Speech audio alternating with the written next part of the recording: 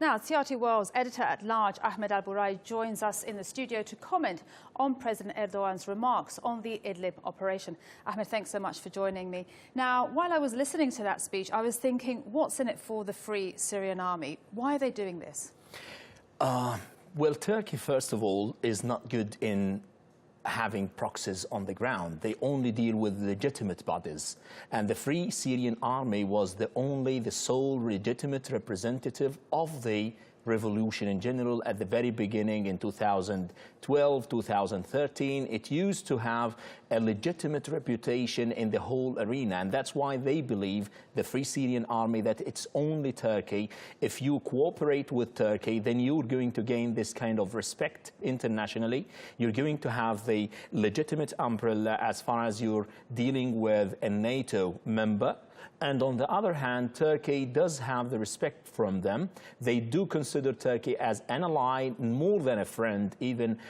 They do think that Turkey is helping them setting up their strategy. So they do have the trust, the respect and the legitimacy, and it's not the first time they're dealing with Turkey in the Euphrates Shield. So they're part and parcel, if you will, with the strategy, the whole strategy that Turkey is trying to find a solution to the Syrian problem. And as far as they're inside this kind of vision, they're going to find a way and they're going to reach their destination safely. Now, the FSA will be dealing with the terror group Hayat Tahrir al-Sham. What's the difference between HTS and Daesh? Both of them used to pledge the allegiance to Al-Qaeda, to Osama bin Laden, and now to al-Zawahiri in Afghanistan. But recently, Abu Bakr al-Baghdadi, the head of Daesh, he claimed himself as a caliph of the Muslim world, and he declared Raqqa as his de facto capital, and that by this way, he defected from the origin, the mother group, which is Al-Qaeda. While Abu Muhammad al-Julani and Abu Hashim al-Sheikh, they are now the leaders of the Hayat Tahrir al-Sham. Abu Bakr used to be the leader of Ahrar al-Sham, which is another organization. All of them are the splinters, the extension of Al-Qaeda. Recently, they tried to keep themselves away and rebrand the name by calling themselves Hayat Tahrir al-Sham, and they are a collection of many of the extremist groups. Part of them, they deflected from Ahrar al-Sham, which used to be a moderate group of rebels on the ground, but still they do have the same ideology as Al-Qaeda, and they still have connections with Al-Qaeda. They're not in good terms with Daesh. They used to have fights together. Now they are the major power on the ground. They do have a fierce fighters in terms of the capabilities and the skills on the ground. They do have the skills to fight in the guerrilla fight. They've been in fights with the Assad regime, with the proxies, Hezbollah proxies, the Lebanese proxy of Iran in Syria. So they're different completely from Daesh in terms of the potentials on the ground and the respect among some parts of people. Okay, now let's stay with terror groups.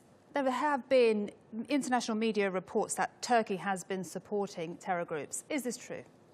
That's very paradoxical. In the past, we used to hear that Turkey is supporting or having links with these terrorist organizations. Turkey is helping them getting into Syria and saving them logistics to some extent that the people were talking, some mainstream media outlets were accusing Turkey of buying and selling fuel to even. But the recent actions on the ground falsify and says that all of this is fake news and it wasn't true that Turkey is dealing with these troops. What happened recently between Turkey and Daesh here in Turkey, we've many suicide attacks carried out by these elements in Syria. So it doesn't mean by any means that that was a kind of absurd coverage of some of the media outlets. It was ridiculous to accuse Turkey of these accusations. Now the proof on the ground that Turkey is trying to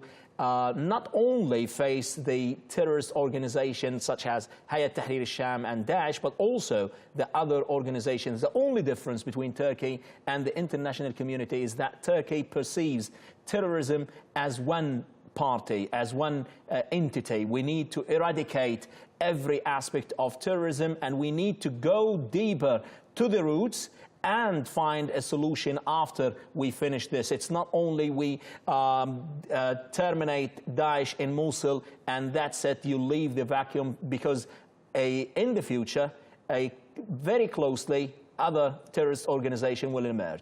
Fantastic insight there from Ahmed Al Burai. Thank you so much.